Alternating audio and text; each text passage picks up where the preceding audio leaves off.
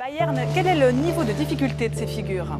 Alors ça c'est le flair, c'est 540, c'est une des... Nachgesehen, zeitweise ist es nass und oberhalb von 1500. Ich glaube, es war nicht sehr chaotisch. Man hat abgewartet. Non, c'est que des fois... Si l'initiative Nobilag est acceptée, ce sont presque 34 émetteurs régionaux de télévision et de radio qui disparaîtront. Ces émetteurs se financent à 50% en moyenne grâce à l'argent de la redevance. Sans cet argent, c'est la fin de l'information régionale. C'est le cri d'alarme lancé par 4 associations suisses de radio et télévision régionales. Ce serait un coup de massue pour le paysage médiatique. Toutes ces informations locales, ces discussions politiques régionales, l'actualité sportive régionale, tout ça serait perdu. Et je pense que ça serait très dommage. Les initiants de Nobilag veulent que les médias se financent autrement, grâce à la publicité par exemple. La télévision régionale de Zurich, Télé Zurich, est citée en exemple. Elle est la seule en Suisse à fonctionner entièrement grâce à la publicité.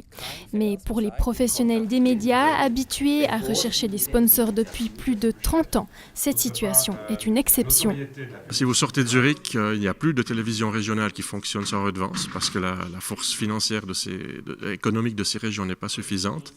Et puis si vous sortez des grandes villes et vous prenez les radios régionales, eh bien, en dehors des grandes villes suisses, c'est terminé.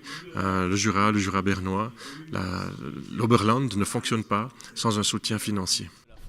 Quant à l'idée de financer les médias par des abonnements payés par les clients, ça ne marche pas. L'expérience négative vécue par la chaîne régionale valaisanne Canal 9 le prouve. Pour moi, c'est pas sérieux de discuter ça parce que le pay TV, ça fonctionne pour l'entertainment, pour le sport et pour l'érotique, mais pas pour les nouvelles. Ça ne serait pas une option sérieuse. Ni les subventions cantonales, ni aucun autre plan B ne pourra sauver les médias régionaux si l'initiative Nobilag est acceptée.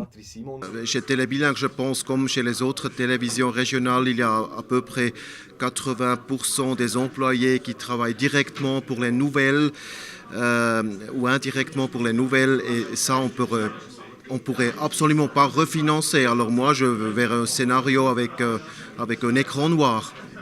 Si le peuple vote non à l'initiative Nobilag, une chose est sûre, la situation de la SSR sera revue et la SSR devra dans tous les cas être limitée. Pour les associations des médias régionaux, il est donc inutile d'accepter une initiative radicale qui conduit à la destruction du système médiatique de tout un pays.